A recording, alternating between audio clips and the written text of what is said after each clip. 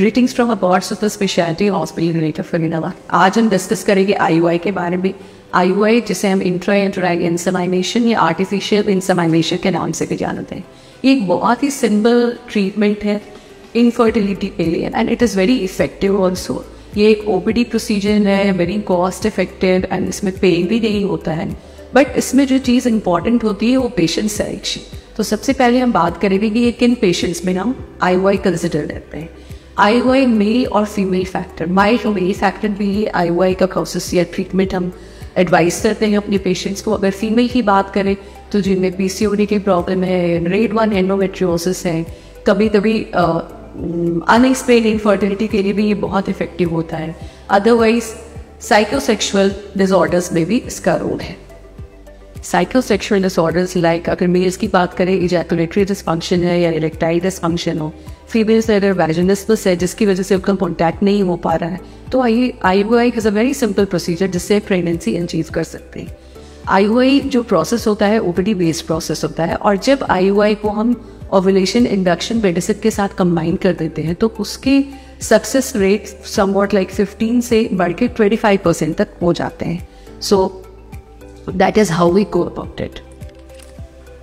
So we prefer to combine ovulation induction along with IUI for better results.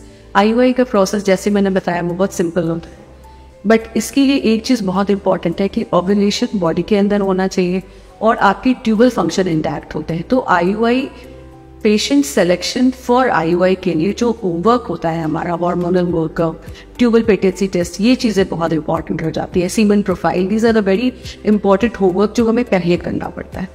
दूसरी बात ये है कि IUI करते कैसे।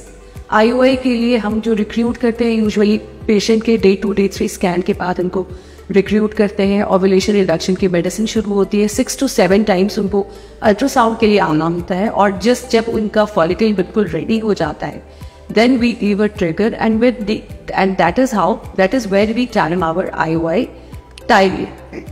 तो जिस दिन IUI करना होता है वो यूजुअली ट्रिगर के 36 आवर्स के बाद होता है। उस दिन पेशेंट हस्बैंड के साथ आते हैं, हस्बैंड के सीमन को वॉश किया जाता है और इमीडिएटली हम उसको पेशेंट के यूट्राइन कैविटी के अंदर एक पतले से कैनुला से डाल देते हैं and it is absolutely painless procedure. इस प्रोसीजर के बाद हार्डली 10 to 15 मिनट्स के रेस्ट के बाद आप अपने घर जा सकते हो।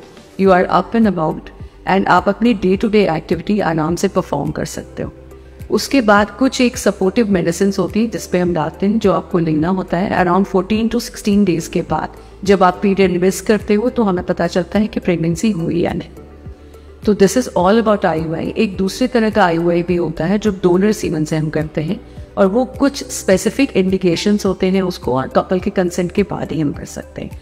IUI आप वैसे क्लिनिक्स में ही करा सकते हो जो ART 11 मंथ क्लिनिक की तरह registered है under Government of India. So if you are fighting your infertility battle alone, आप प्लीज शाई अवे ना करें, आप अपने नियर बाई इनफर्टिलिटी स्पेशलिस्ट से मिलें और हो सकता है इस सिंपल प्रोसीजर के थ्रू ही आप मंथ्स